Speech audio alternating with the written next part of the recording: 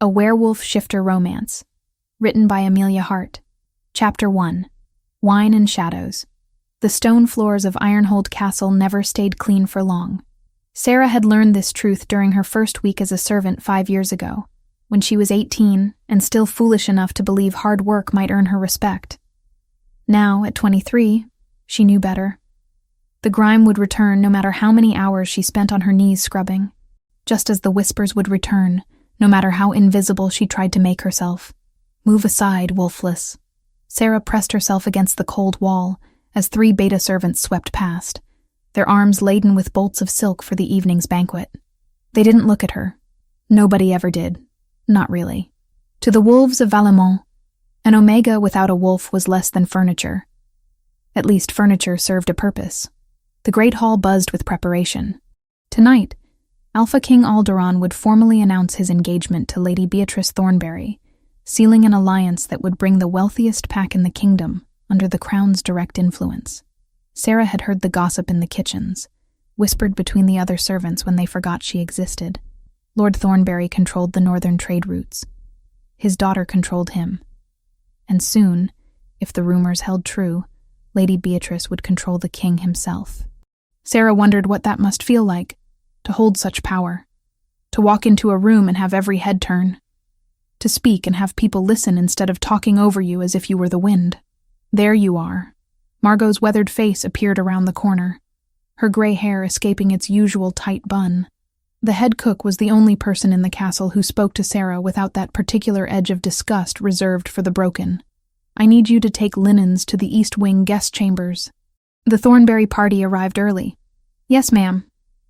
Margot's hand caught her elbow before she could turn away. Wait. I found something in one of the rooms. A dress, left behind by some previous guest. Beautiful thing. Probably forgot it was there. She pressed a bundle of fabric into Sarah's arms. Hide it in your quarters. Consider it payment for all the extra work tonight. Sarah's fingers sank into soft silk the color of fresh snow. She had never owned anything beautiful. Her own dress was rough homespun, dyed the dull brown that marked servants and wolfless alike. Margot, I couldn't. You can, and you will. Now go, before someone sees. The bundle felt impossibly light as Sarah carried it through the servant corridors, her heart beating faster than it should. Beautiful things didn't belong to girls like her. They belonged to people with wolves, with status, with futures that extended beyond scrubbing stones until their hands bled. She had just hidden the dress beneath her thin mattress when urgent footsteps echoed down the hall. Sarah barely had time to smooth her apron before Lady Beatrice Thornberry swept into the servants' quarters, flanked by 2 of her ladies-in-waiting. You. Beatrice's ice-blue eyes fixed on her with the focus of a predator spotting prey. The wolfless girl. Seraphine, isn't it? Sarah dropped into a curtsy, keeping her gaze on the floor. Yes, my lady. I have need of you tonight. You will attend the banquet. The words didn't make sense. Servants didn't attend banquets, especially not Omega servants, and especially not wolfless ones. My lady, I don't understand. Did I ask you to understand? Beatrice's voice could have cut glass. There's a dress in your quarters. I saw it when I had your room inspected earlier. You'll wear it tonight and stand where I tell you to stand. Consider it a great honor. Something cold settled in Sarah's stomach. The dress Margot had given her. How had Beatrice known? Unless Margot hadn't found it at all. Unless this was a trap. I would prefer not to, my lady. It wouldn't be appropriate. I'm not asking. The temperature in the room dropped as Beatrice let her alpha power leak into her voice, just enough to make Sarah's knees weak. You will wear the dress. You will attend. And you will be grateful for the opportunity to rise above your station, even if only for one evening. Do you understand? Sarah's throat tightened, but she forced the words out. Yes, my lady. Wonderful. Beatrice's smile was a beautiful, terrible thing. We'll send someone to fetch you when it's time. The white silk felt like a lie against Sarah's skin. The dress fit perfectly, which should have been her first warning. It clung to curves she didn't know she had. The neckline lower than anything she'd ever worn. She had washed her face and brushed her long brown hair until it fell straight and smooth down her back, but no amount of preparation could hide what she was. Wolfless, broken, wrong, The servant who came to collect her said nothing, just led her through corridors Sarah had only ever scrubbed. The great hall doors stood open ahead, spilling golden light and the scent of roasted meat and wine. Music played inside. Laughter echoed off stone walls built to withstand sieges. Sarah stepped through the threshold and felt every eye in the room slide over her without really seeing. She was furniture again, dressed in borrowed beauty that fooled no one. "Stand there." A servant pointed to a spot along the wall, near enough to the high table to be visible, but far enough to mark her as insignificant. Sarah obeyed. The hall was magnificent. Banners in royal crimson hung from the vaulted ceiling. Hundreds of candles cast dancing shadows across faces flushed with wine and celebration.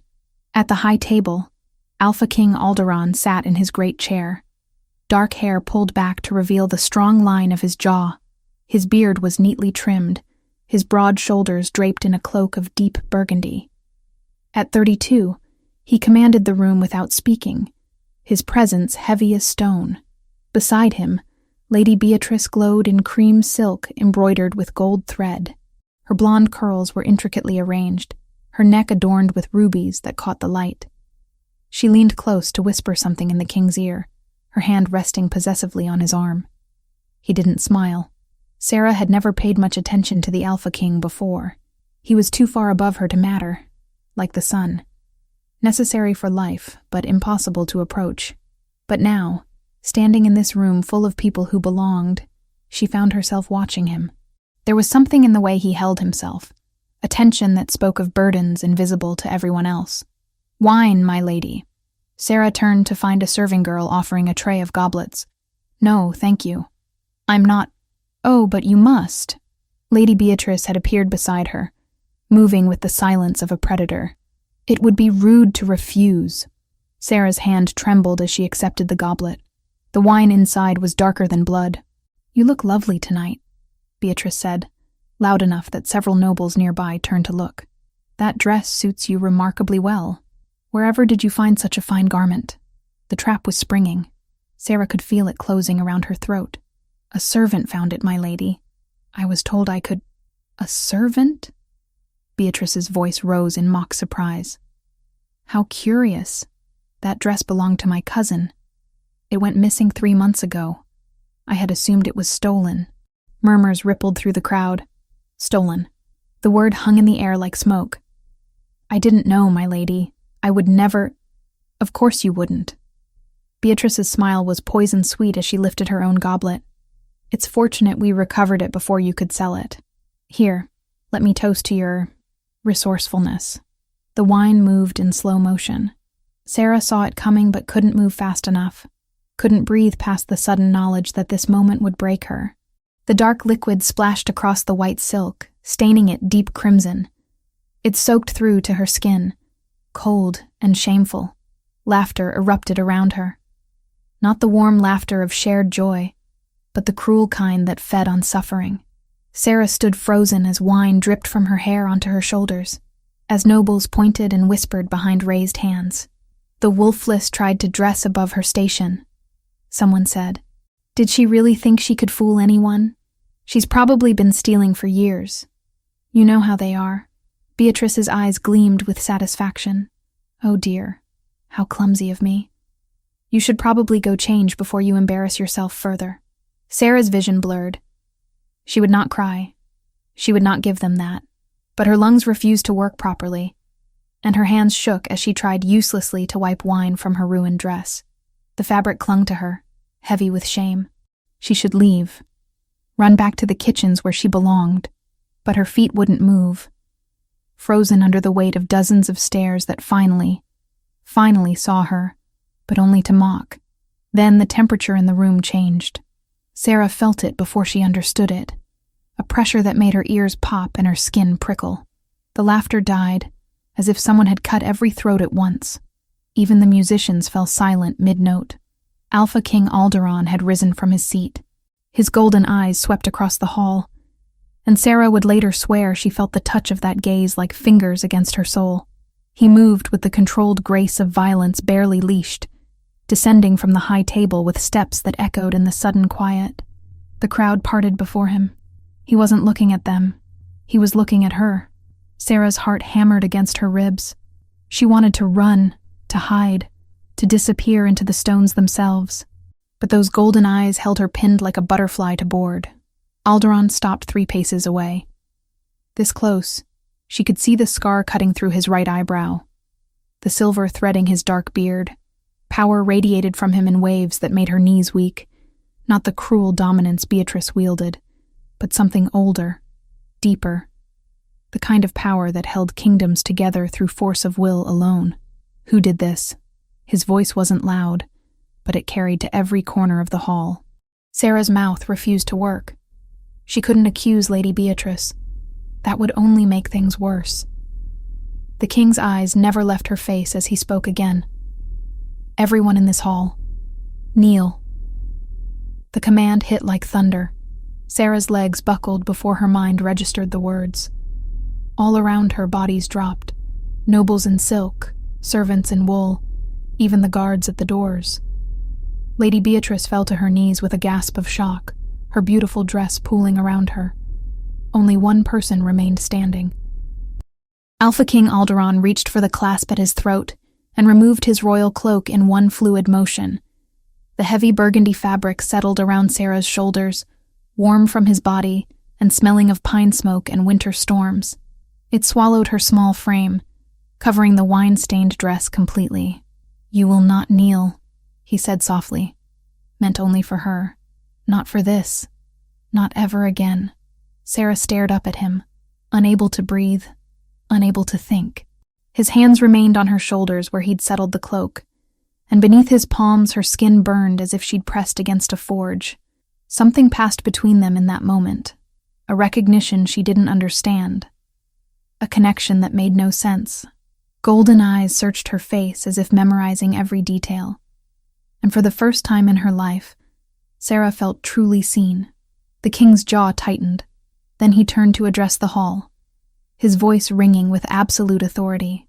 "This woman is under my protection. Anyone who harms her answers to me. Is that understood?" Silence. "Is that understood?" "Yes, Alpha King." 200 voices answered as one. Alderon's hand fell away from her shoulder, leaving cold in its wake. He strode back to the high table without another word, leaving Sarah standing alone in the center of the hall, wrapped in royal crimson and drowning in confusion. The feast resumed slowly, cautiously, but nothing would ever be the same. Sarah didn't know how long she stood there, the king's cloak heavy on her shoulders, the hall's eyes burning into her skin. The nobles had returned to their wine and whispered conversations, but the glances they cast her way were different now, no longer dismissive. Now they were calculating, wary, confused. She needed to leave, to return to the kitchens where she belonged, to strip off this cursed dress and pretend tonight had never happened. But her legs refused to obey, still shaking from the force of the alpha command that had driven her to her knees. "You, girl." Sarah's head snapped up. A royal guard stood before her, his expression carefully neutral. He was older, his beard more gray than black, and he wore the king's colors on his tabard. "The Alpha King requests your presence in his private study. 1 hour from now." The guard's voice was low, meant only for her ears. "A servant will come to collect you from your quarters." Her mouth went dry. Why would the king? 1 hour. The guard's eyes flickered to the wine stain still visible beneath the royal cloak. "Don't be late." He left before she could respond, disappearing into the crowd as if he'd never been there at all. Sarah's heart hammered against her ribs. The Alpha King wanted to see her. Alone. In his private study. Nothing good could come from this. She fled the great hall as quickly as dignity allowed, the king's cloak clutched tight around her shoulders. Behind her, she felt Lady Beatrice's ice-blue eyes tracking her every step, cold with a fury that promised retribution. Chapter 2. Whispers in the Dark. Sarah's hands trembled as she stood outside the king's private study. The guard who'd collected her from the servants' quarters had said nothing during their walk through corridors she'd never seen before. These halls were different from the ones she scrubbed, carpeted in deep burgundy, walls lined with tapestries depicting ancient battles and crowned wolves. The door before her was carved oak, reinforced with iron. Behind it waited the Alpha King, the man who had defended her, the man whose cloak still hung in her quarters because she hadn't dared return it. The guard knocked once. "Enter," came the response, muffled by thick wood. The study was smaller than Sarah expected. Books lined every wall from floor to ceiling, their leather spines cracked with age. A fire crackled in the hearth, casting dancing shadows across a massive desk covered in maps and documents. And there, standing with his back to her, was Alderon. He'd removed his formal attire. Now he wore simple dark trousers and a white linen shirt, sleeves rolled to his elbows. Without the crown and cloak, he looked younger, almost human, almost approachable. "Close the door." Sarah obeyed, her heart hammering. Being alone with the Alpha King violated every rule she knew. If anyone discovered this, her reputation, already destroyed, would become something far worse. Alderon turned, and those golden eyes found hers across the room. Up close, without the crowd between them, the intensity of his gaze made her breath catch. "Sit, Your Majesty. I prefer to stand." That wasn't a request. Sarah sank into the chair before his desk, keeping her spine straight despite the exhaustion pulling at her bones. It had been hours since the banquet. Hours spent scrubbing wine from her skin, trying to forget the laughter. The king moved to pour wine from a crystal decanter. Dark red, like what Beatrice had thrown. Sarah's stomach turned. "I don't drink, Your Majesty." "Neither do I, usually." He set both goblets aside and leaned against his desk, arms crossed. "Tell me your name."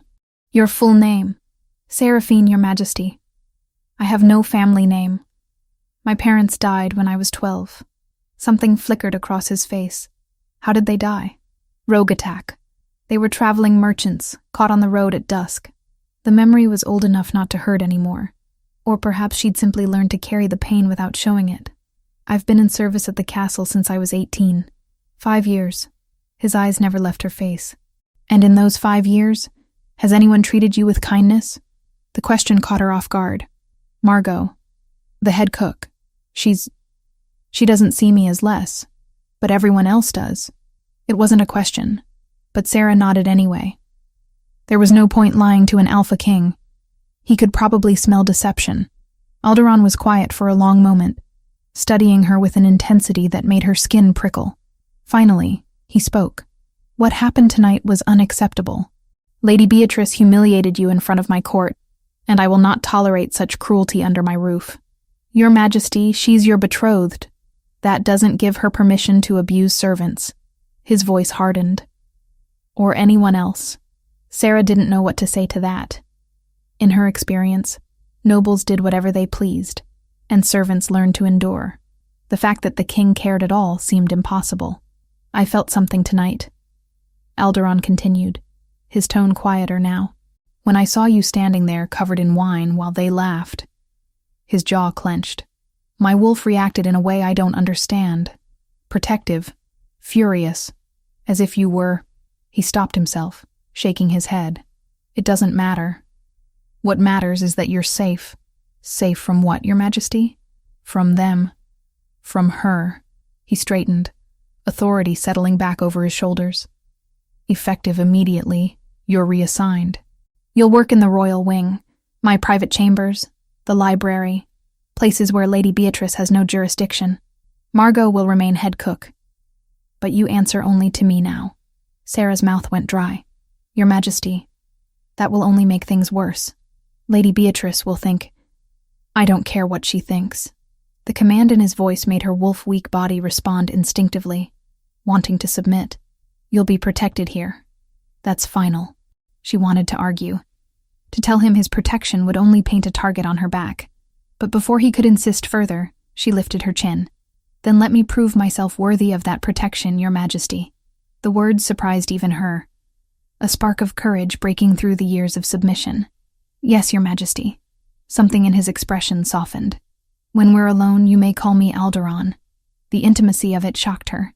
"I couldn't possibly—" "You can. And you will." He moved back around his desk, putting distance between them. "You're dismissed. Report to the royal wing at dawn." Sarah stood on shaking legs and curtsied. As she reached the door, his voice stopped her. "Seraphine." She turned. He was watching her with an expression she couldn't read. "Thank you for coming. I know you were frightened."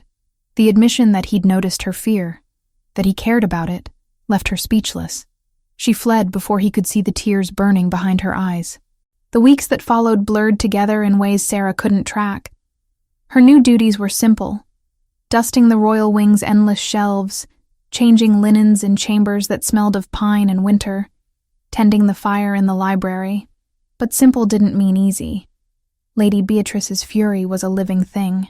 Sarah felt it in the cold glances when they passed in corridors, the whispered conversations that died when she entered rooms. Small disasters began to plague her: spilled ink on freshly cleaned floors, missing keys that turned up in her pockets, broken vases she swore she hadn't touched. Margot noticed. "She's trying to get you dismissed," the older woman warned one morning in the kitchens. "Be careful, child. An enemy with a crown is still an enemy." But Beatrice wasn't wearing a crown yet. And somehow, that made her more dangerous. Sarah discovered the library by accident one night, unable to sleep. She'd been drawn by golden light spilling under a door she'd thought was a storage room. Inside, thousands of books rose toward vaulted ceilings. And there, surrounded by ancient texts, sat Alderon. He looked up as she entered, surprise crossing his face. "You read?" "Yes. Your maj—" She caught herself. Alderon. His name felt strange on her tongue. Intimate. Wrong and right all at once. "My mother taught me before she died. She said knowledge was the only thing no one could take from you." Something warm flickered in his eyes. "She was wise. Come, sit. Tell me what you like to read." That first night stretched into hours. They talked about stories, about worlds beyond Valamont's borders, about dreams and disappointments. Alderon spoke of the weight of kingship, the loneliness of decisions that affected thousands. Sarah shared her fear of disappearing, of dying without ever mattering to anyone. When dawn broke, they both startled at how quickly time had passed. It became their ritual. Most nights, Sarah would find him in the library, and he would look up with something that might have been relief. They never touched. Barely came within arm's reach, but the space between them felt charged. Dangerous in ways Sarah didn't understand. She started noticing things. The way his hands moved when he explained something he cared about, the rare smile that transformed his severe features, the exhaustion he tried to hide behind alpha authority. She wanted to reach out, to ease the tension she saw in his shoulders. She never did. The gap between them was too vast. King and servant, alpha and wolfless. But her body didn't care about logic. Her heart raced when he entered a room. Her skin burned where his gaze touched. And the dreams. Gods. The dreams that left her gasping awake in her small bed, aching for something she couldn't name. One night, she arrived at the library to find Alderon asleep in his chair, a book fallen open across his chest. His face was peaceful in sleep, the harsh lines softened. Without thinking, Sarah reached out to remove the book. Her fingers brushed the fabric of his shirt. The world exploded. Emotions crashed through her, not her own, but his. Loneliness so deep it felt like drowning. Responsibility that crushed like stones. And underneath it all, a yearning that matched her own. Desperate and confused, and achingly familiar. Sarah jerked back, gasping. Alderon's eyes snapped open, golden and alert. "What happened?" "I don't know." Her hands shook. "I touched you and I felt everything you were feeling." He sat forward slowly, as if afraid to startle her. "Show me." "I can't control it." "Try." Sarah reached out again, her fingertips barely grazing the book he'd been reading. The impressions were fainter here, but still there. His frustration with the text. His worry about upcoming negotiations. The ever-present weight of his crown. "This isn't possible," she whispered. "I'm wolfless. I have no abilities." "Apparently," Alderon said softly. "You do." They experimented carefully. Objects held echoes of the emotions of those who'd touched them. The stronger the feeling, the clearer the impression. When Sarah touched his royal cloak, still hanging where she'd left it, she was overwhelmed by the fury he'd felt watching her humiliation, the protective rage that had made him command everyone to kneel. It wasn't attraction she felt in those threads. It was something deeper. something that terrified her. "This is a gift," Alderon told her as dawn painted the library windows gold. "Rare, even among wolves. You're not broken, Seraphine. You never were." Sarah wanted to believe him, but gifts were for people who mattered. She was just a servant who scrubbed floors. Still, she practiced in secret, touching objects, learning to read their histories, and as she did, she began to notice other changes. Her senses seemed sharper, her exhaustion faded, and the dreams that visited her sleep were no longer formless desire. Now they had shape. Silver fur and green eyes.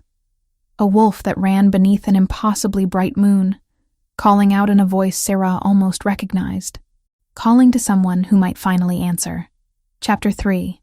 The Recognition. Margot found Sarah in the Royal Library 3 weeks after the banquet, curled in a window seat with an ancient tome on her lap. The older woman carried a tray laden with bread and cheese, which she set down with practiced care. "You need to eat, child. You're wasting away." Sarah marked her page and accepted the food, though her appetite had been sparse lately. The library had become her sanctuary, the only place where Beatrice's cold stares couldn't reach her. "Thank you, Margot." The cook settled into the chair opposite, her gray eyes studying Sarah with concern. "There are stories, you know, about girls like you, Omegas born without wolves. Stories about how we're broken?" The bitterness in Sarah's voice surprised even herself. "No." Margot's tone was firm. "Stories about Moonborn. Ancient tales passed down through generations of cooks and servants. The ones nobles dismiss as superstition." She leaned forward, voice dropping to a whisper. "They say Omegas without wolves aren't incomplete. They're blessed differently. The moon goddess marks certain children with gifts that don't require shifting. Healing. Visions. The ability to sense truth through touch." Margot's words didn't sound entirely foreign. Deep down, Sarah had always felt something. Whispers in the dark, sensations in the air that others couldn't sense. Now, it all began to make a terrible kind of sense. Sarah's hands trembled, remembering how she'd felt Alderon's emotions through objects. "That's impossible." "Is it? You've been discovering things, haven't you? Abilities you can't explain." Before Sarah could respond, the library door opened. Alderon entered, scrolls tucked under his arm, and stopped short at seeing them. His golden eyes found Sarah's immediately, and that familiar warmth flooded her chest, the connection she didn't understand but couldn't deny. "Margot." His voice carried authority tinged with warmth. "Leave us." The cook curtsied and departed, but not before squeezing Sarah's shoulder in support. Alderon waited until the door closed before speaking.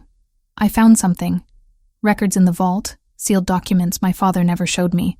He spread parchments across the reading table, his movements tense. "My grandfather had a mate bond with an Omega wolfless named Selena." Sarah's breath caught. What happened to her? She was murdered by rival nobles before the bond could fully form. They feared the power a moonborn Luna would bring to our bloodline. His jaw clenched, old rage simmering beneath controlled features. "My grandfather nearly destroyed the kingdom in his grief. The mate bond, even incomplete, was strong enough that losing her drove him half mad. That's why my family has avoided Omegas ever since. The risk, the vulnerability." He looked at her directly. "The fear. Why are you telling me this?"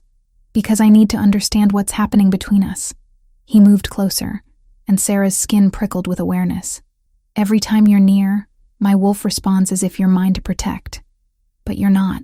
You can't be. I'm engaged to Beatrice, and you're wolfless, broken, beneath you." She stood, anger giving her courage. "I know what I am, Alderon. You don't need to remind me. That's not what I meant." "Then what did you mean?" She faced him fully now, close enough to see the silver in his dark beard, the exhaustion shadowing his golden eyes. "Why do you keep coming to the library at night? Why do you share your burdens with a servant when you have advisors, nobles, an entire court at your disposal?" "Because they don't see me." The words came out raw, unguarded. "They see the Alpha King, the crown, the power. But when you look at me, Seraphine, you see a man. Someone who's tired and overwhelmed and terrified of failing everyone who depends on him." The vulnerability in his admission stole her breath. Without thinking, She reached out and touched his hand. The world exploded with sensation. Not just his emotions this time, but something deeper. A golden thread connecting them, pulsing with recognition that sang through her bones. She felt his loneliness echo her own. His fear of inadequacy matched hers. His desperate need for connection mirrored what she'd felt her entire life. And underneath it all, desire. Not just physical, though that burned hot enough to make her gasp, but the soul-deep yearning for someone who understood, who accepted, who saw past every mask and defense to the truth beneath. Alderon's eyes had gone wide, pupils blown dark with shock. "You feel it too. What is this?" Her voice shook. "I don't know. But it's been there since the banquet. Since I saw you standing in that hall, humiliated and alone, and every instinct I possessed screamed at me to protect you." They stood frozen, hands still touching, the connection between them growing stronger with each passing heartbeat. Sarah knew she should step away. This was the Alpha King, engaged to another woman, and she was nothing. But the thread binding them said otherwise.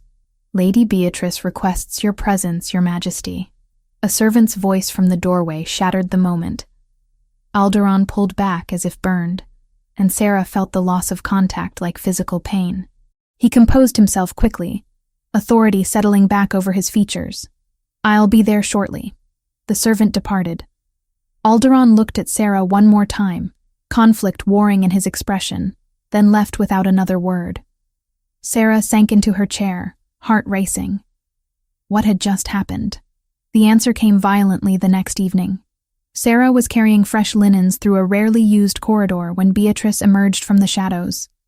The lady moved with predatory grace, blocking the only exit. "So, the little wolfless thinks she can seduce my betrothed. My lady, I've done nothing. Don't lie to me." Beatrice's power pressed down on her like before, but this time something inside Sarah pushed back. Not strength, not defiance, but a quiet refusal to break. It wasn't immunity, it was survival, Beatrice noticed. Her ice-blue eyes narrowed dangerously. "Interesting. Gaining strength, are we? Learning tricks?" "I don't know what you mean." Beatrice didn't waste words this time. The slap came fast, her power laced with fury. Sarah staggered, but didn't fall. The fear was still there, but so was something else. Something growing. Beatrice's eyes narrowed, realizing the girl she thought broken no longer cowered as before.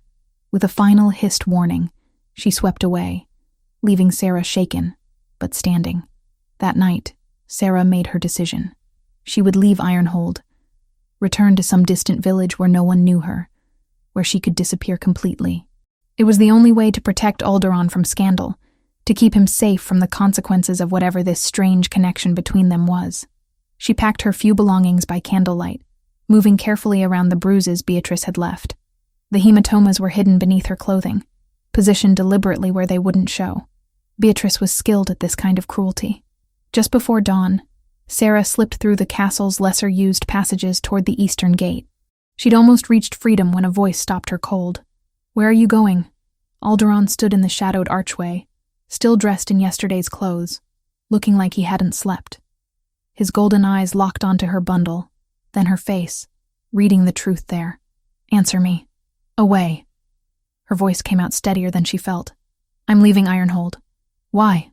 He moved closer, and Sarah instinctively backed up. "What happened? Did someone threaten you?"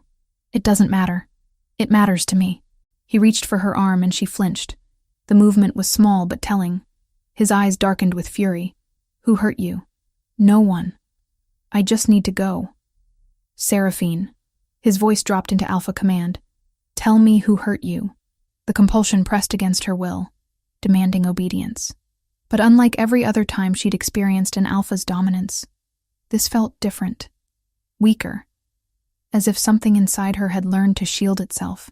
She shook her head, fighting the order. "No." Alderon's eyes widened with shock. The command should have worked. On a wolfless Omega, it should have been absolute. But Sarah stood her ground, trembling with effort, but standing nonetheless. "How are you doing that?" "I don't know." Sarah's hands shook. "But I need to leave. Please, just let me go. I can't. He stepped closer, close enough that she could feel the heat radiating from his body. Whatever's happening between us, running won't change it. There's nothing between us. There can't be. You're the Alpha King. And I'm mine. The word came out fierce, possessive. You're mine, Seraphine. I've been trying to deny it, trying to ignore what every instinct tells me, but I can't anymore. You're engaged to Beatrice. I don't want Beatrice. He cupped her face with both hands, forcing her to meet his eyes. I want you. Even though it makes no sense. Even though it's impossible. Even though every logical thought tells me this is madness. Sarah's heart hammered against her ribs. Alderaan, we can't... He kissed her. The world shattered and reformed around them. The golden thread that had connected them since that first touch exploded into brilliant light, visible even with eyes closed. It wrapped around them, binding soul to soul, heart to heart, two halves of a whole finally recognizing each other. Sarah felt everything. His desperate loneliness matched to hers, his fierce protectiveness answering her need for safety, his desire burning as hot as her own. But more than that, she felt the rightness of it, the absolute certainty that this connection was real, sacred, meant to be. When they finally broke apart, both breathing hard, the thread remained, pulsing with life, connecting them in ways that went beyond physical, beyond rational. What was that? Sarah whispered. A mate bond. Alderaan's voice was rough with wonder. The beginning of one, at least. The recognition stage, where souls acknowledge each other. His thumb traced her jaw gently. You're my fated mate, Seraphine. The moon goddess herself chose you for me. Tears spilled down her cheeks. But you're engaged. And I'm wolfless. How can this be possible? I don't know. But I'm going to find out. He pressed his forehead against hers, the intimacy of the gesture stealing her breath. And I'm going to protect you.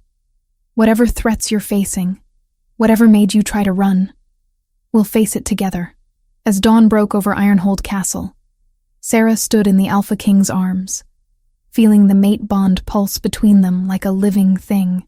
Everything had changed. Nothing would ever be the same. And somewhere in the castle's depths, Lady Beatrice smiled coldly, already planning her next move. Chapter 4. Truth's Perilous. The mate bond was torture. Sarah had believed nothing could be worse than the years of loneliness, the constant dismissal, the ache of being invisible. She'd been wrong. Because now she knew what connection felt like, and the absence of it was agony. 3 days after the kiss that had changed everything, Alderaan stood in the great hall conducting court business, and Sarah felt him like a wound that wouldn't heal. The golden thread connecting them pulled taut across the distance, demanding she go to him, be near him, close the gap that made her chest hurt. She pressed her palm against the stone wall, breathing through the pain. This was the initial stage, Alderaan had explained that morning in the library. The recognition phase, where souls acknowledged each other, but the bond wasn't yet complete. It would grow stronger over time, the pull more insistent, until they either completed the mating or went slowly mad from resisting. You look unwell. Margot appeared beside her, concern creasing her weathered features. When did you last eat? I'm not hungry. Food had lost all appeal. Sleep came in fitful bursts interrupted by dreams of silver fur and golden eyes. Everything felt wrong when Alderaan wasn't near, and even worse, he felt the same pull. She'd seen it in how his gaze followed her across rooms, how his hands clenched when she passed too close. This can't continue, Margot said quietly. The king is engaged. Whatever's happening between you two will only bring pain. I know. Sarah closed her eyes against tears that threatened. But I don't know how to stop it. The solution came from an unexpected source. That evening, Sarah was tasked with delivering fresh linens to the king's chambers. She moved through the familiar space, trying not to think about how his scent lingered on everything, how the mate bond sang with satisfaction at being surrounded by traces of him. A silver chalice sat on his desk, ornate and clearly meant for tomorrow's ceremony. Beatrice and Alderaan were scheduled to drink ceremonial wine before the court, a formal tradition that would mark the final step before their wedding. Sarah's fingers brushed the cup's rim as she moved to dust around it. The vision hit like a hammer. She saw Beatrice in a dark room, paying a hooded figure in gold coins. A woman with strange markings on her hands. A blood witch, illegal in Valemont.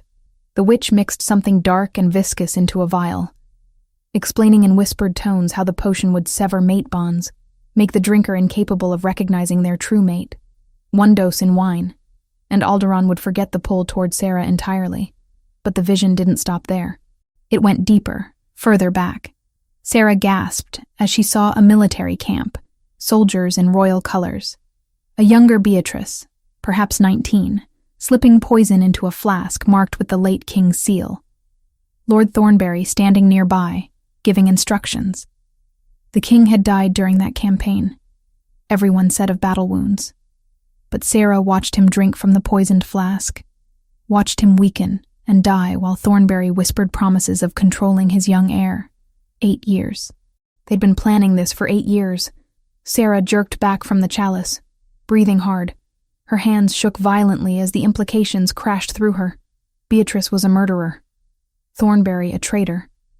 And tomorrow, they would complete their plan by severing Alderon from his true mate and binding him to their family through vows he'd make while poisoned.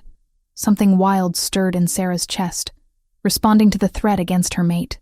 Not fear this time. Fury. Raw, primal rage that made her skin feel too tight, made her want to shift and bare teeth she didn't have. The sensation passed, leaving her shaken. What was happening to her? She had to tell Alderon. Now, but when she burst into his private study without knocking, he wasn't alone.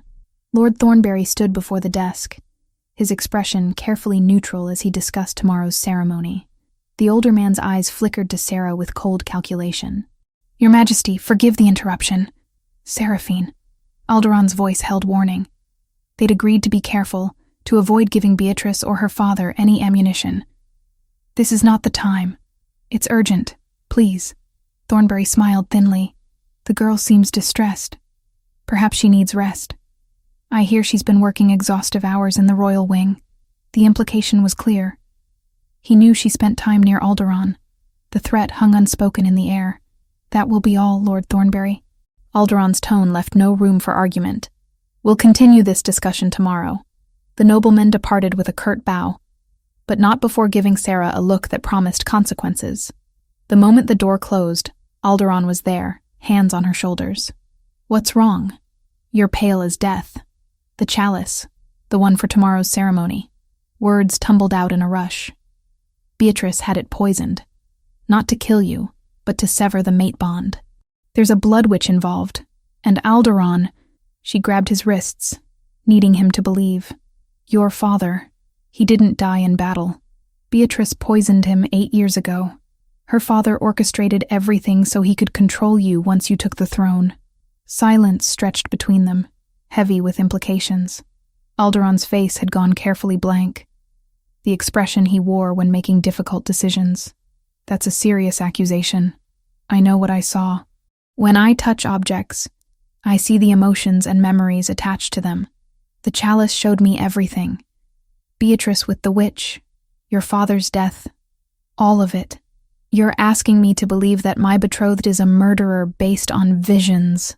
His hands fell away from her shoulders. "Do you understand what this means? If you're wrong, if this is some mistake..." "I'm not wrong." Tears burned her eyes. "Please, Alderon. I wouldn't lie about this." He turned away, running both hands through his hair. The mate bond between them pulsed with his turmoil. Belief warring with political necessity, fury battling with fear. "I believe you, Sarah. But belief isn't enough. The council won't accept visions alone. We need proof they can't ignore." The dismissal stung, even though she knew he was right. "Then what do we do?" "I investigate." Quietly. He faced her again, jaw set with determination. "If Thornbury truly killed my father, I will have justice. But we must be careful.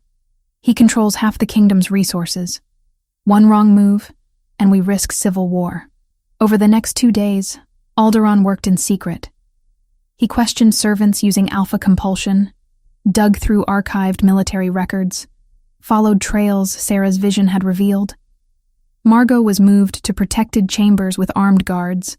not as punishment, but as insurance against Beatrice's retaliation. Meanwhile, Sarah's strange episodes increased. In moments of stress, something inside her pushed against invisible walls, trying to break free. Her senses sharpened unnaturally. Once, she heard a conversation 3 corridors away. Another time, she moved fast enough to catch a falling candelabra before it crashed. Speed she shouldn't possess. And the dreams. Every night the silver wolf ran through moonlit forests, and every night Sarah felt closer to understanding what it meant. On the 3rd day, Alderon found her in the library. Dark circles shadowed his eyes, but triumph gleamed there too. I found proof. Witnesses who saw Thornberry with suspicious supplies before my father's death. Records of payments to a known poisoner. It's enough to call for investigation. He pulled her close, and the mate bond sang with relief at the contact. You were right, Seraphine. About all of it. What happens now? Now I take this to the Council of Alphas. They'll demand trial by testimony, and that's where you come in. Sarah's blood went cold. Me? There's an ancient ritual. Testimonio de Lua. Testimony of the moon. A suspected person touches an object connected to their alleged crime under the full moon. If they're truly moonborn, the goddess reveals the truth to all witnesses. His hands tightened on her arms. But if they're lying, if they're not what they claim, the moon's fire consumes them. I could die.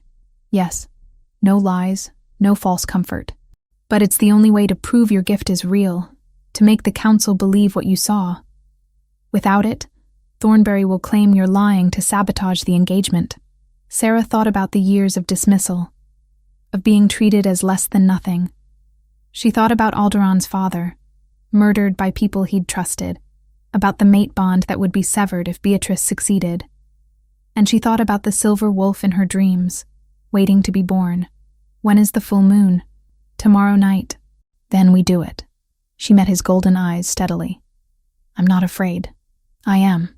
He pressed his forehead against hers, the gesture achingly intimate. If I lose you, if this goes wrong, it won't. I can feel it, Alderon. Something inside me is waking up. Something that's been sleeping my whole life. She pulled back enough to see his face. I was never broken. I was just waiting. He kissed her then, desperate and claiming, and the mate bond flared so bright she gasped. This wasn't the gentle recognition from before. This was possession, promise, and plea all wrapped together. When they parted, both breathing hard, Sarah knew nothing would ever be the same. Tomorrow she would face the moon's judgment.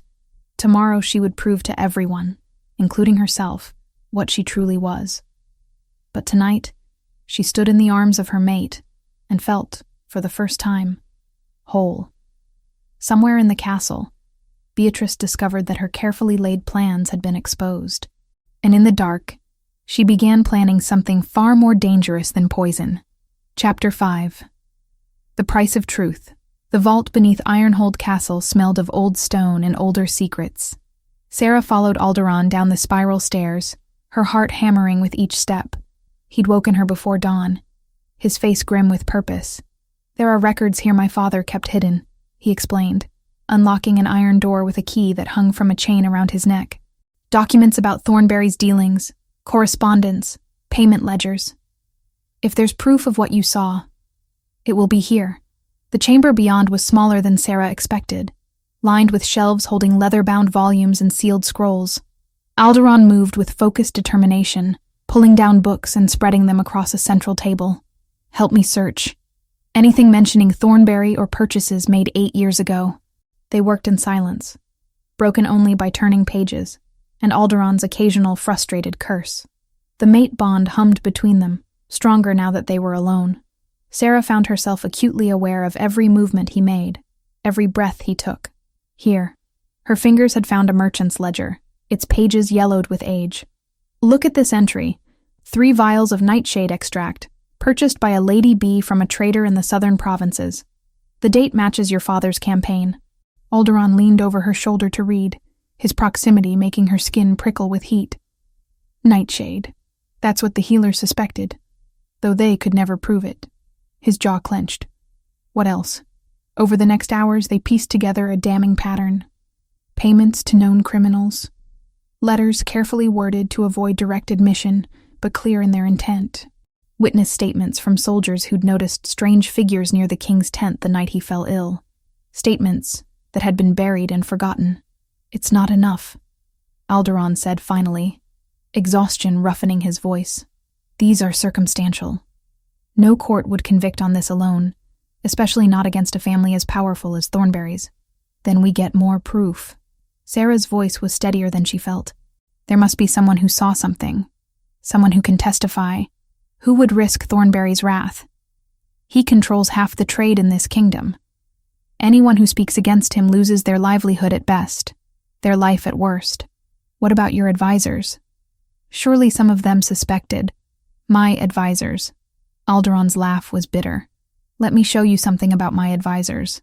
He led her back up the stairs and through the castle's pre-dawn silence to the council chamber. 5 men waited there, roused from sleep by royal summons.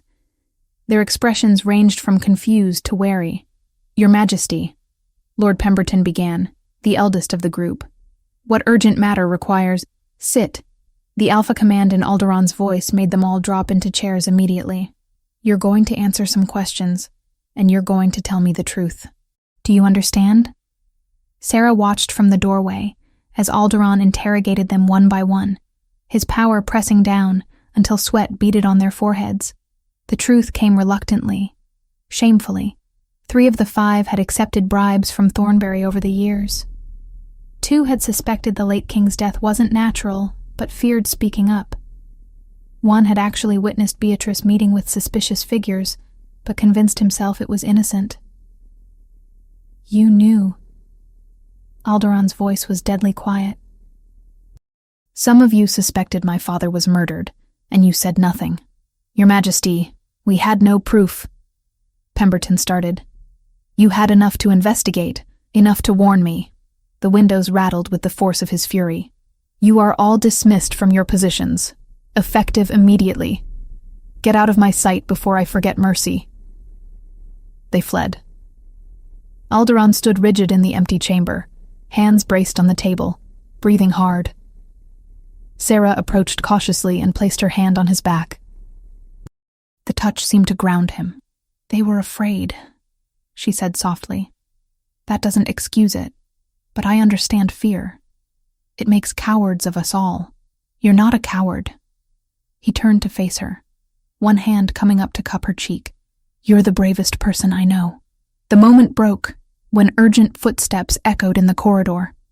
A messenger burst in, out of breath. "Your Majesty, Lord Thornberry requests immediate audience. He says it's about the wedding." Sarah felt Alderaan tense. "Send him in." Thornberry entered with the confidence of a man who believed himself untouchable. He was older than Sarah remembered from glimpses in court. Silver streaking his dark hair, lines carving deep around his mouth. But his eyes were sharp, calculating, missing nothing. "Your Majesty, I've heard disturbing rumors about delays to the wedding ceremony." His gaze flickered to Sarah, dismissive. "I wanted to assure you that such delays are unnecessary. In fact, I propose we move the ceremony forward, 3 days from now instead of 3 weeks. "That's quite sudden," Alderaan said, his voice carefully neutral. "The alliance is too important to risk, and frankly, I've noticed certain distractions that might benefit from swift resolution." Again, that pointed look at Sarah. "I've also been reviewing our military arrangements. The northern border defenses rely heavily on my family's troops. It would be unfortunate if any misunderstandings led to those troops being recalled during this critical time. The threat was clear. Marry Beatrice quickly and without questions, or face the consequences." "I'll consider your proposal," Alderaan said. "I hope you'll consider it favorably. My daughter is quite eager to become your queen." Thornberry's smile didn't reach his eyes. "Good day, Your Majesty." After he left, Sarah found her hands shaking. "He knows you're investigating. Then we move faster." Alderaan's jaw was set with determination. "Come with me." He led her to his father's memorial chamber, where the late king's crown sat on a velvet cushion beneath a portrait. The crown was ancient gold, worked with silver wolves and set with moonstones that caught the light. "Touch it," Alderon said. "See if it shows you anything more." Sarah approached cautiously. The moment her fingers brushed the metal, the vision slammed into her. She saw the military camp in vivid detail now. The late king, Alderon's father, she could see the resemblance, drinking from the poisoned flask.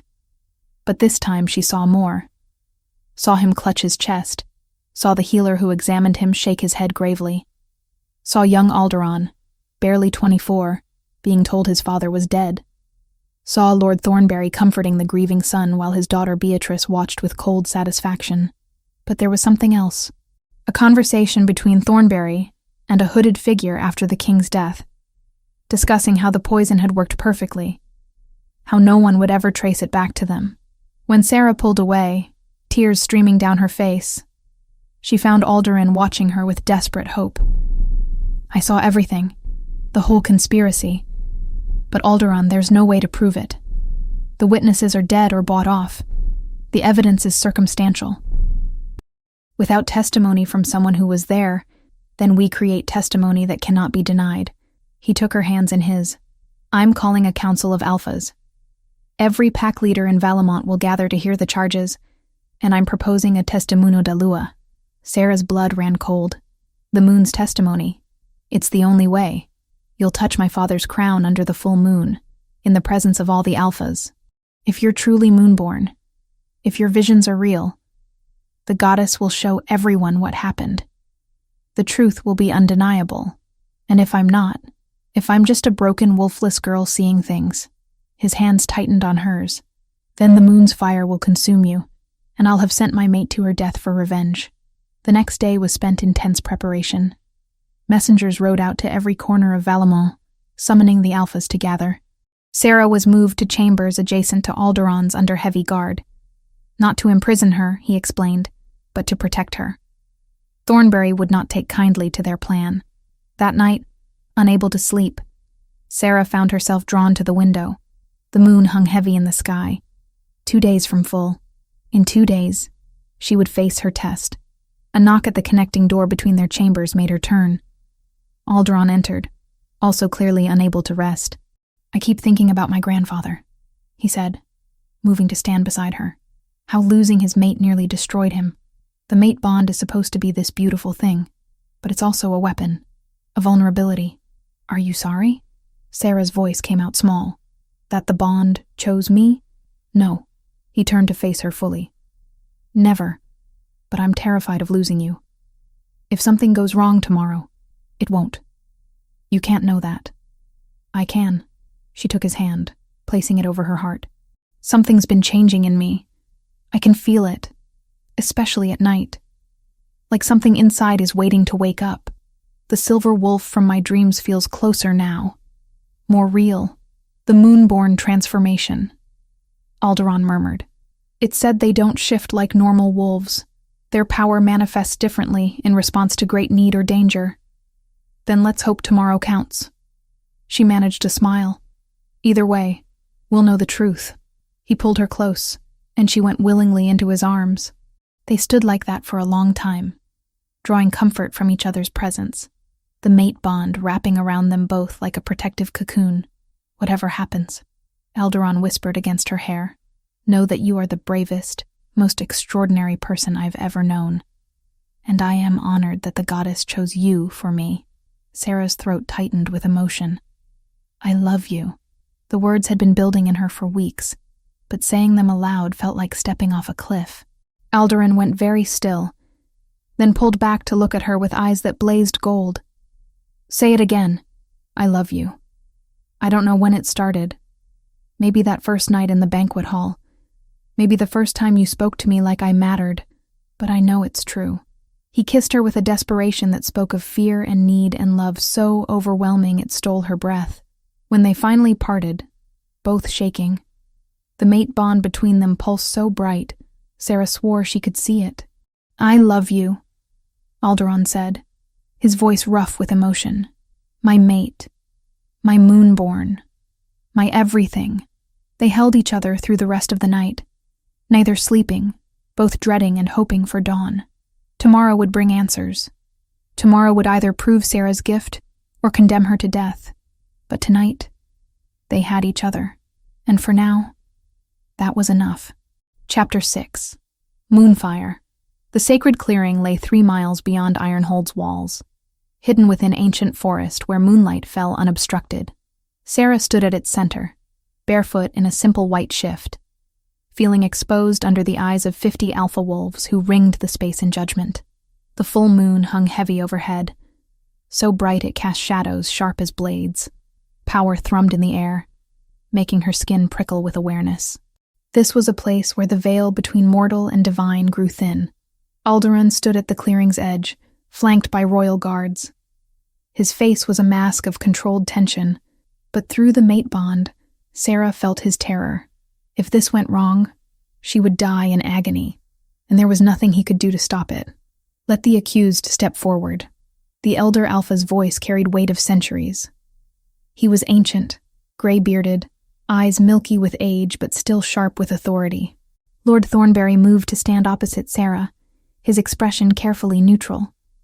Beside him, Beatrice watched with cold calculation. They both believed Sarah would fail, that the moon would expose her as a fraud and burn her to ash. The charges, the elder Alpha continued, are grave. Murder of a king, conspiracy against the crown, treason of the highest order. The accused maintains her innocence and claims proof through moonborn gift. We gather under the goddess's eye to witness truth. He placed the late king's crown on a stone altar between them, ancient gold worked with silver, moonstones gleaming in the light. Sarah's hands trembled as she approached. The rules are simple, the elder said. Touch the crown. If you possess true sight, the goddess will reveal what you have seen to all present. If you lie, if you seek to deceive through trickery or manipulation, the moon's fire will consume you. His milky eyes fixed on her. There is no mercy in this test. No second chances. Do you accept these terms? Sarah's throat was dry, but her voice came steady. I accept.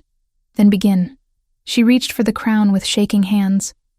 The moment her fingers brushed gold, the world exploded into light. Pain seared through her, white-hot and all-consuming. She gasped, falling to her knees, but couldn't pull away. The crown had become molten in her grip, burning without heat, binding her to the vision. And then everyone saw. The images projected into the air above them, visible and undeniable. The military camp materialized in ghostly silver light. The late king accepting a flask from a servant whose face was hidden, but whose hands bore a distinctive ring that matched the one currently on Beatrice's finger. The Alphas watched in shocked silence as the king drank, as he clutched his chest in agony, as he died while Lord Thornberry stood nearby, ensuring no true healer got close enough to save him. The vision shifted, Beatrice meeting with the Blood Witch in shadowed rooms, gold coins changing hands, vials of poison being mixed, conversations about controlling the young king once his father was gone. Lies! Thornberry's voice shattered the silence. This is manipulation. Sorcery designed to silence. The Elder Alpha's command cut through his protests. The goddess shows only truth. We all see the same vision. You condemn yourself by denying what is plain. But the ritual wasn't finished. The moon's light intensified, focusing entirely on Sarah now. The pain increased tenfold, and she screamed. This was the final test, the elder had warned. Visions alone weren't enough. To prove she was truly moonborn, she had to manifest her wolf. The impossibility of it tore at her. She had no wolf, had never had one. 23 years of being broken, incomplete, less than. I can't, she gasped, tears streaming down her face. There's nothing inside me to manifest. The fire intensified. Her skin began to glow with inner heat, burning from the inside out. Through the agony, she heard Alderaan roar her name, felt him throw himself against the invisible barrier that kept him from the circle. The mate bond between them stretched taut, screaming with his desperation. Seraphine! His voice broke on her name. Fight it! Don't give up! But there was nothing to fight with. No wolf to call upon. no transformation waiting. Just a wolfless girl dying in front of everyone who'd ever dismissed her. The mate bond pulsed. And in that pulse, Sarah felt Alderon's absolute certainty, his unshakable belief that she was more than broken, more than failed, that the power inside her was real, just sleeping, waiting for the right moment to wake. Manifest!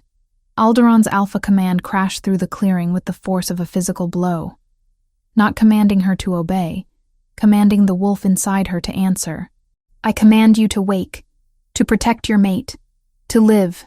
Something deep in Sarah's chest shattered. Pain exploded outward, but different now. Not burning her away, but remaking her. She felt bones that had never existed begin to form, felt power that had slept for 23 years finally wake. The silver wolf from her dreams opened its eyes. The transformation was nothing like normal shifting. No painful cracking of bones, no tearing of flesh. Instead, light poured from Sarah's skin, brilliant and blinding. When it faded, where a small human woman had knelt now stood a massive wolf, but not an ordinary wolf. Her fur was pure silver that caught moonlight and seemed to glow from within. Markings traced her body, ancient symbols that pulsed with lunar power. The language of the moon goddess herself, written in living light. Her eyes burned green as summer leaves, bright with intelligence and ancient knowing. She was twice the size of even the largest alpha wolf. Power radiated from her in waves that made every shifter present drop instinctively to their knees. Even Lord Thornberry fell, his face gone pale with shock and fear. The spirit wolf, the blessed form of the moonborn. Proof undeniable that Sarah was exactly what she claimed. The elder alpha was the first to speak, his voice filled with reverent awe. The goddess has spoken. The accused is proven true. The charges against Lord Thornberry and Lady Beatrice Thornberry stand confirmed by divine testimony. Beatrice moved then, turning to flee into the forest. But Sarah was faster. She leaped with impossible speed, landing in front of the noblewoman and cutting off her escape. Up close, in this form, Sarah could see the terror in Beatrice's ice-blue eyes. Guards! Alderon's voice rang out. Take them both into custody. They will stand trial for regicide and treason. As guards moved forward to secure the prisoners, the barrier around the ritual circle dissolved. Alderon ran to Sarah, falling to his knees before her massive wolf form. His hands shook as they touched her silver fur. You're alive, he breathed. Thank the goddess, you're alive. Sarah felt the transformation begin to reverse. The wolf form was too powerful to maintain long, her body not yet accustomed to holding so much divine power. She shifted back to human, collapsing into Alderon's arms as weakness swept through her. He caught her, wrapping her in his cloak to preserve her modesty. I've got you, he murmured against her hair. You're safe now. You did it. Through exhausted haze, Sarah watched as Thornberry and Beatrice were led away in chains. The alphas who had witnessed the ritual stood in stunned silence, many still processing what they'd seen. The spirit wolf, one of them whispered. I never thought I'd witness such a thing in my lifetime. The Alpha King's mate is blessed by the goddess herself. Another added, this changes everything. The elder Alpha approached, his expression grave but respectful. Lady Seraphine, the council acknowledges your gift and your courage. The charges are proven beyond doubt. Lord Thornberry and his daughter will face judgment for their crimes. Sarah could barely keep her eyes open, but she managed to nod. Thank you, Elder. Rest now, child. You have earned it. Alderon carried her back to the castle as dawn began to break. She drifted in and out of consciousness, aware of his heartbeat steady beneath her ear. The mate bond wrapped around them both like protective armor. I was so afraid, he admitted quietly as they neared Ironhold. When I saw you burning, felt your pain through the bond, I thought I'd lose you before we'd even had a chance to truly begin. I'm here. Her voice was barely a whisper. I'm not going anywhere. Good, because I need you, Seraphine. Not just as my mate, but as my equal, as the queen this kingdom needs. Queen. The word should have terrified her. Instead, wrapped in his arms with divine power still humming faintly in her veins, it felt right, like finally stepping into a role she'd been born for. but never knew existed. They had won this battle, proven the truth, exposed the conspiracy. But as Sarah drifted toward sleep, she knew their story was far from over. The real work, rebuilding, reforming, creating a better kingdom, was just beginning. But for now, she was content to rest in the arms of her mate, the Alpha King who had believed in her when no one else would. Together, they would face whatever came next. Chapter 7. Blood and Silver. Lord Thornberry stood in chains before the Council of Alphas 3 days after the ritual, his daughter beside him, no longer adorned in silk and jewels, but dressed in prisoner's gray. The evidence was overwhelming, the visions undeniable. 50 witnesses had seen the truth revealed under the moon's light. The charges of regicide and high treason are proven beyond doubt, the elder Alpha pronounced. You murdered King Alderon's father through poison and conspiracy. You plotted to control the crown through manipulation and deceit. The sentence is exile, permanent banishment from Valemont, stripped of all titles, lands, and holdings. Thornberry's face remained cold, calculating even in defeat. You're making a mistake. My family controls nothing. Alderon's voice cut through the hall. Your pack lands are forfeit to the crown. Your resources will be redistributed among loyal Alphas. Your name will be stricken from our histories. He stood from his throne, golden eyes blazing. And if you ever set foot in Valemont again, I will kill you myself. As guards led them away, Beatrice turned one last time, her ice-blue eyes finding Sarah in the crowd. The hatred there was pure and absolute, a promise of vengeance that made Sarah's wolf stir uneasily, but they were leaving. The threat was over. Margot was called forward next, her weathered face uncertain as she approached the throne. Alderon smiled, a rare, genuine expression that transformed his stern features. Margot, you served my father faithfully, and you protected Seraphine when no one else would. For your loyalty and courage, I grant you the title of Dame, along with lands in the Western Valley and a seat on my council. The older woman's eyes filled with tears. Your Majesty, I'm just a cook. You're the bravest woman I know, Sarah said, stepping forward to embrace her. You deserve this. That night, after the ceremonies concluded, Alderon found Sarah in the royal chambers. She stood by the window, still wearing the formal gown from court, watching moonlight paint silver across the castle grounds.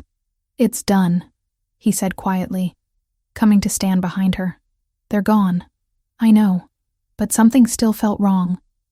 The mate bond thrummed with unease she couldn't explain. Seraphine, look at me. She turned, and the intensity in his golden eyes stole her breath. He moved closer, one hand coming up to cup her face with devastating gentleness. The bond between us is recognized by the council. Beatrice is gone. Nothing stands between us now. His thumb traced her cheekbone. I want to complete the mating, properly, permanently. Her heart hammered. What does that mean? It means I claim you before the goddess and my pack. It means the bond becomes unbreakable, sealed for life. His voice dropped lower. It means I mark you as mine, and you mark me as yours. The air between them felt charged, electric. Sarah had spent weeks learning to control her new spirit wolf form, training with Alderon in private sessions that left them both breathless and wanting. The tension had been building, the mate bond pulling tighter with each passing day. I want that, she whispered. I want you. He kissed her then, deep and claiming, and the world narrowed to just them. His hands found the laces of her gown, loosening them with careful reverence. She helped him remove his formal attire, fingers trembling with anticipation. When they came together, it was with the desperate intensity of two people who had waited too long, fought too hard to reach this moment. The mate bond blazed between them, golden and silver light intertwining as their bodies moved in perfect synchronization. At the peak, Alderon's teeth found her neck, marking her with the mating bite that would brand her as his forever. The pain was brief. Overwhelmed by pleasure so intense, Sarah cried out. Then she bit him in return, sealing the bond from both sides. The sensation was indescribable. She felt Alderon's soul merge with hers, felt their wolves recognize each other completely. The mate bond that had been forming over weeks solidified into something unbreakable, permanent as stone. When they finally lay tangled together, both breathing hard, Sarah touched the mark on her neck. It tingled with residual power. "It's done," Alderaan murmured against her hair. "You're mine. I'm yours. Nothing can change that now." She fell asleep in his arms, more complete than she'd ever felt. The broken, wolfless girl was gone. In her place was a moonborn, a mate, someone who finally belonged. But 3 weeks later, as preparations for their formal union ceremony began, the threats Sarah had sensed became real. She was reviewing seating arrangements in the council chamber when her psychometry ability flared. A scroll she touched carried rage and conspiracy. She saw faces she didn't recognize, alphas who hadn't attended the moon ritual, who viewed her ascension as an affront to tradition. They were planning something violent. Sarah spent the next day using her gift, touching objects throughout the castle, following the trail of conspiracy. The would-be assassins had been careful, but not careful enough to hide from Moonborn's sight. She found them in the eastern tower, 3 alphas meeting in secret. Through the door, she heard their plans. "The ceremony is in 2 days. We strike then during the vows. Kill the Moonborn before she can transform. What about the Alpha King? If he dies defending her, so be it. Better than letting a wolfless servant wear our crown." Rage flooded Sarah, hot and righteous. Her wolf surged to the surface, demanding she act. She should have waited for Alderaan, should have brought guards. But the thought of these men harming her mate overrode caution. She kicked open the door. The 3 alphas spun, shock crossing their faces. Then calculation. 3 against 1, and they didn't know what she was capable of. "The Moonborn," one sneered. "Come to beg for her life?" No. Sarah felt the transformation begin, silver light bleeding through her skin. "I've come to end this." The spirit wolf manifested in a burst of lunar power. She was faster than normal wolves, stronger, blessed by the goddess herself. The first alpha shifted to meet her, but she was already moving. Her jaws closed on his shoulder, throwing him against the wall with enough force to knock him unconscious. The second attacked from behind. She spun, claws raking across his muzzle. The third hesitated, fear finally overcoming arrogance. "You wanted to kill a wolfless servant?" Sarah's voice came out wrong in wolf form, layered with power. "Then face a Moonborn instead." The fight was brutal, but brief. These were strong alphas, experienced warriors, but they'd never faced divine power before. Sarah fought with precision born of weeks of training with Alderaan, combined with instincts that came from her spirit wolf. When it ended, all 3 lay defeated. 1 unconscious, 2 too injured to move. Sarah stood over them, breathing hard, bleeding from a gash across her ribs where one had gotten lucky. "Seraphine!" Alderaan burst through the door, guards behind him. Someone must have heard the fight. His eyes went wild seeing her injured, the mate bond screaming with his fury. "I'm fine," she said quickly, shifting back to human form. One of the guards hastily offered his cloak to preserve her modesty. "They were planning to attack during the ceremony. I handled it. You should have come to me." His hands were gentle despite the anger in his voice as he examined her wound. "You could have been killed, but I wasn't." She met his gaze steadily. "I'm not a damsel who needs constant protection, Alderaan. I'm a Moonborn. You're equal." Something shifted in his expression. The fear faded, replaced by fierce pride. "You are. I'm sorry. You're right. He pulled her close, careful of her injury. "I can't lose you." "You won't." She pressed her forehead against his chest, feeling his heartbeat steady beneath her ear. "We're bonded. Where you go, I go, always." The 3 conspirators were taken to the dungeons. Their lands would be stripped, their names disgraced. But more importantly, their plot had failed. The message was clear. Threatening the Alpha King's mate meant facing the wrath of a spirit wolf. That night, as a healer tended Sarah's wound, Margot brought news. "Word has spread of what you did, child. The other alphas are talking. They're saying you fought 3 warriors alone and won." Pride shone in her weathered features. "They're starting to understand what it means to have a Moonborn as queen." Sarah looked at her reflection in the mirror. The mating mark stood out clearly on her neck, proof of her bond with Alderaan. Her green eyes held power they'd never had before. She was no longer the invisible servant scrubbing floors. She was Queen Seraphine, blessed by the moon goddess herself. Chapter 8. Crown of Moonlight. The week before the coronation passed in a blur of decisions that would reshape Valamont forever. Sarah sat beside Alderaan in the council chamber, no longer a silent observer, but an active voice in governance. The law as written states that Omegas without wolves cannot own property. Alderaan read from an ancient legal text, his jaw clenched with barely contained fury at how his kingdom had treated its most vulnerable. I propose we strike it entirely. More than that, Sarah added, her voice steady despite the weight of dozens of eyes on her. We should establish protections. Any Omega, wolfless or not, who is abused or mistreated can appeal directly to the Crown for justice. Lord Pemberton, one of the few advisors Alderaan had allowed to remain after proving his loyalty, nodded thoughtfully. It's unprecedented, Your Majesty. But then again, so is having a moonborn as queen. Exactly. Alderaan's hand found Sarah's beneath the table, their fingers intertwining. The old ways failed us. My father died because we were too blind to see corruption. Seraphine suffered because we valued shifting ability over character.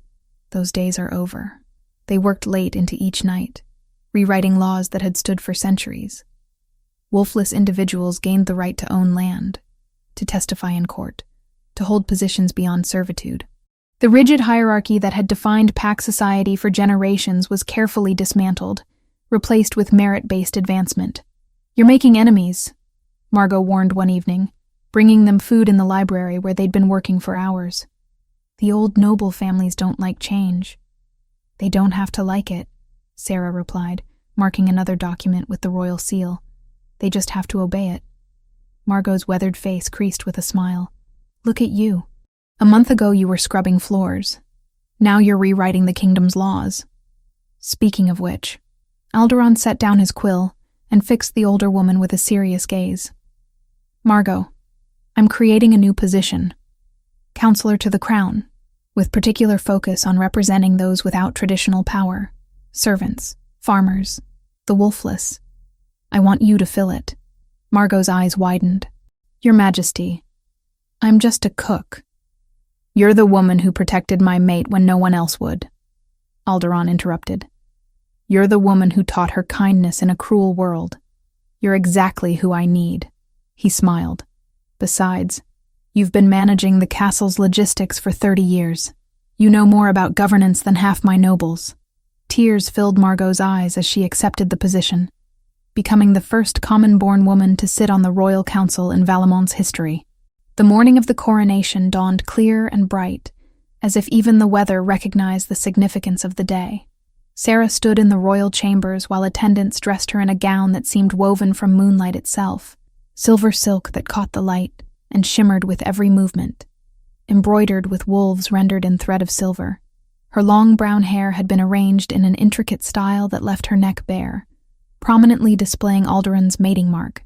She wore no other jewelry save for a single pendant, a silver wolf that had belonged to Alderaan's mother. You're beautiful.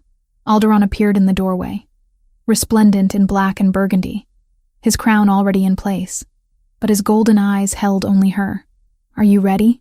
Terrified, she admitted. A month ago I was invisible. Now I'm about to be crowned before the entire kingdom. He crossed to her, taking both her hands in his. You were never invisible to me. From the moment I saw you in that hall, covered in wine while they mocked you, I saw you, and I've been unable to look away since. The cathedral was ancient stone and stained glass, capable of holding 1,000 souls. Today it held representatives from every pack in Valamont, nobles and commoners alike. Sarah walked down the aisle on Alderaan's arm, feeling the weight of their stares. Some looked at her with awe, others with suspicion. All of them watched with intensity that made her skin prickle. The elder Alpha waited at the altar, his milky eyes somehow seeing more than most. Beside him sat 2 crowns on velvet cushions, one the traditional Luna crown, delicate silver worked with moonstones. The other was different, unique, larger, more ornate, marked with the same lunar symbols that had appeared on her spirit wolf form. "We gather to witness history," the elder Alpha's voice carried through the vast space, "to crown not just a Luna, but a moon queen, the first in 300 years. Blessed by the goddess herself, proven by trial, claimed by our Alpha King." The ceremony proceeded with ancient words and sacred oils. When the moment came, Alderon himself lifted the crown and placed it on Sarah's head. Not the Luna crown, but the Moon Queen's crown, acknowledgement that she was more than a mate, more than a consort. She was power in her own right. "I crown you, Seraphine, Moon Queen of Valamont. May your reign be just, your wisdom deep, and your power used in service of all our people." Alderon's voice rang clear as he made his vow before the entire court. "I pledge my life, my throne, and my kingdom to you. You are my mate, my equal, my partner in all things." Then Sarah spoke, her voice stronger than she'd expected. "I pledge to serve this kingdom and its people, to protect the vulnerable, to challenge injustice, and to prove that worth isn't measured by the wolf you carry, but by the strength of your heart." When their lips met in the ceremonial kiss, the cathedral erupted in cheers. Not universal. She saw some faces remain cold, unmoved, but enough. Enough voices raised in celebration to drown out the dissenters. The celebration that followed filled the great hall where, months ago, Beatrice had humiliated her. Now Sarah stood at the high table wearing a crown, Alderon's hand warm in hers, watching nobles bow who once wouldn't have acknowledged her existence. She was greeting a delegation of Eastern Alphas when she noticed the commotion. A young girl, perhaps 16, stumbled through the crowd. Her dress was servant's brown, and her face bore the hunted look Sarah knew too well. Behind her, 2 nobles laughed, one holding a half-empty goblet of wine. "Clumsy, wolfless wretch," one sneered. "Can't even walk properly." The room's attention shifted. This was a test, Sarah realized. Everyone watching to see if the new Moon Queen's pretty words about protecting the vulnerable were genuine, or just performance.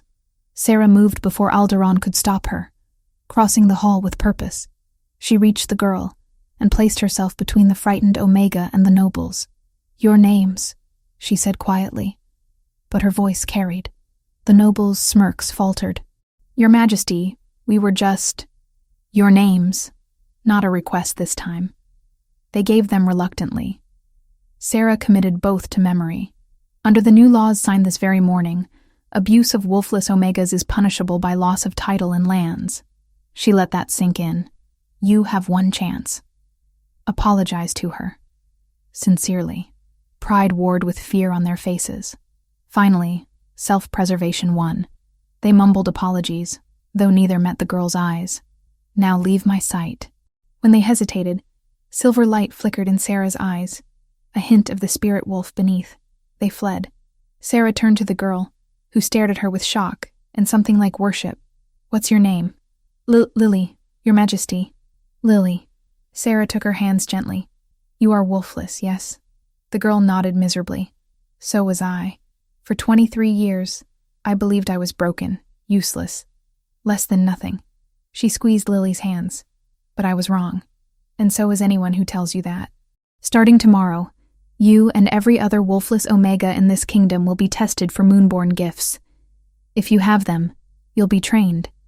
If you don't, you'll still be treated with the dignity every person deserves." Tears streamed down Lily's face. "Thank you, Your Majesty. Thank you." As Sarah returned to the high table, the hall was utterly silent. Then, slowly, applause began.